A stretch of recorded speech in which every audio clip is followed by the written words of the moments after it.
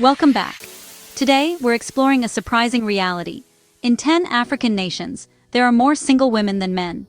This isn't just about numbers, it's about ambition, change, and the resilience of African women reshaping their societies. We'll travel from Lagos to Zimbabwe, uncovering stories of migration, education, and a quiet revolution in personal freedom. The reasons behind these demographic shifts are complex and unexpected. Stick with me. Some of these stories will change how you see the world. If you enjoy content that challenges your perspective, please subscribe. Let's dive in. Let's start with Nigeria, Africa's powerhouse of ambition. Urban migration is huge. Men and women flock to cities like Lagos for opportunity. But while men often migrate for transient jobs or even leave the country, women are coming for education and careers. This creates urban pockets where educated, independent women outnumber men. As women's standards and expectations rise, the dating pool narrows, not due to a lack of men, but a lack of compatible partners. Many men are also leaving Nigeria for opportunities abroad, intensifying the imbalance. The result? A surplus of single, accomplished women navigating a rapidly changing society. Nigerian women aren't just part of the story, they're leading it. They're building businesses, leading industries, and redefining what it means to be a modern African woman. Urbanization, ambition, and evolving gender roles are colliding. The dating scene is just one reflection of this transformation. In Nigeria, the future is being written by women, and that's changing everything. Now, to South Africa, where history and modern ambition collide. Apartheid's legacy left many women as heads of households, but today, women are climbing the corporate ladder and breaking into male-dominated fields. Financial independence gives women the freedom to delay marriage and prioritize personal growth. The old path, education, marriage, family, now has many new options. South Africa's progressive constitution empowers women to assert their rights. Being single and successful is celebrated, not stigmatized. The pressure to marry young is fading, replaced by the drive to succeed and be self-reliant. The numbers reflect a quiet revolution, women building empires before settling down. The dating scene is full of accomplished independent women who aren't waiting for a prince, they're building their own castles. South Africa's gender landscape is a testament to ambition meeting opportunity. The revolution is real, and it's female-led. In Kenya, the race for education is transforming society, and women are winning. Years of investment in girls' education have created a new class of highly educated women. These women have broader worldviews, higher ambitions, and more specific expectations for partners. They're marrying later, building careers, and gaining financial independence. By the time they're ready for serious relationships, the pool of equally educated, progressive men is smaller. Urbanization concentrates ambitious women in cities like Nairobi, amplifying the effect.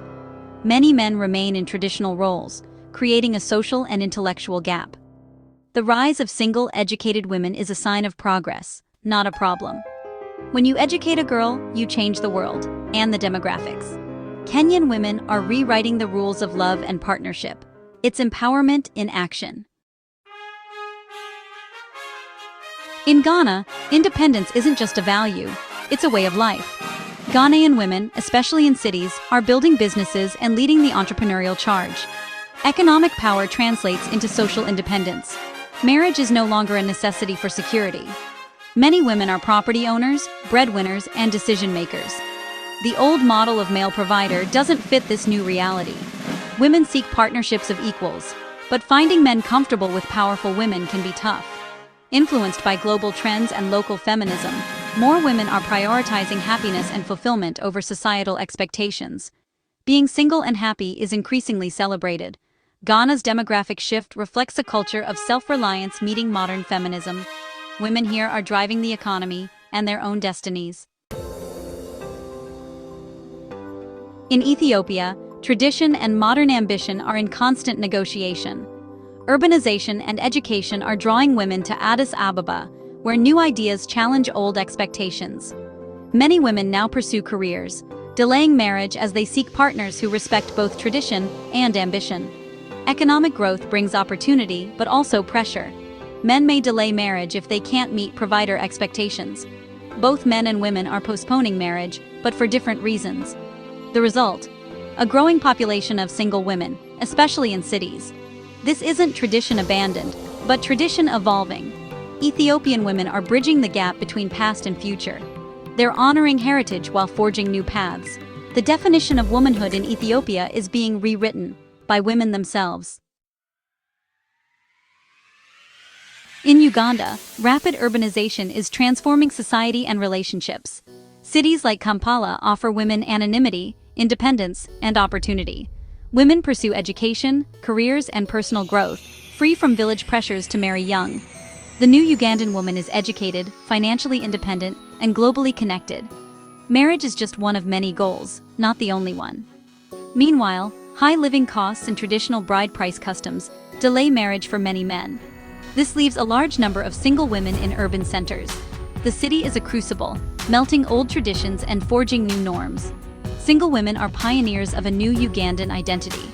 They're navigating a society in flux, where the old rules no longer apply. Tanzania's gender imbalance is shaped by economic migration. Men migrate for mining and agriculture jobs, leaving women to run households in rural areas. Women also migrate to cities like Dar es Salaam for education and work. The result? A surplus of women in both cities and villages. In cities, educated women become more selective, not needing to marry for security. In rural areas, women develop resilience and independence out of necessity. When men return, reintegrating can be challenging. Tanzania's demographic landscape is a mosaic of movement and adaptation. Women are the backbone, building lives, families, and communities. They're not waiting, they're leading. Zimbabwe's gender imbalance is a legacy of economic and political turmoil. Years of instability drove many men to migrate abroad, leaving women behind. Women, often highly educated, face limited job prospects but become the pillars of families and communities. Many are single mothers or in long-distance relationships, with traditional family structures disrupted. For some, being single isn't a choice, but a result of national circumstances. Yet, Zimbabwean women show remarkable resilience and resourcefulness. They keep the heart of the nation beating through adversity. The demographic imbalance is a scar of hardship, but also a symbol of hope. Zimbabwe's future is being held together by its women. Angola's demographic story is shaped by the scars of a 27-year civil war.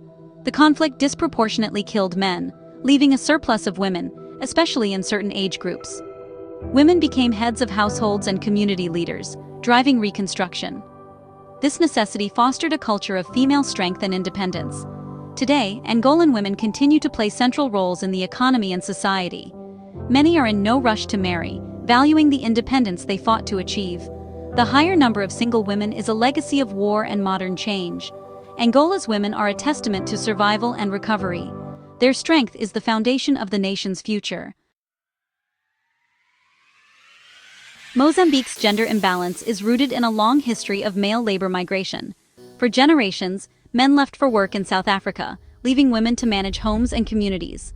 Civil war deepened this pattern, with further loss and displacement. Female-headed households became the norm, not the exception. As modernization brings education and urban jobs, women's independence grows.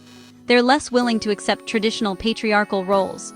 The surplus of women is a product of history and economic necessity. Mozambican women have always been society's anchors. Today's single educated women are the modern heirs to a legacy of strength. 10 countries, 10 stories, each revealing a continent in transformation. This isn't just about marriage, it's about empowerment, ambition, and the forces shaping society. African women are choosing education, building careers, and redefining their roles. What do you think? Share your thoughts in the comments. If this opened your eyes, give it a thumbs up and subscribe for more. Thanks for watching. Stay curious, stay compassionate, and keep exploring. The story of Africa's women is just beginning.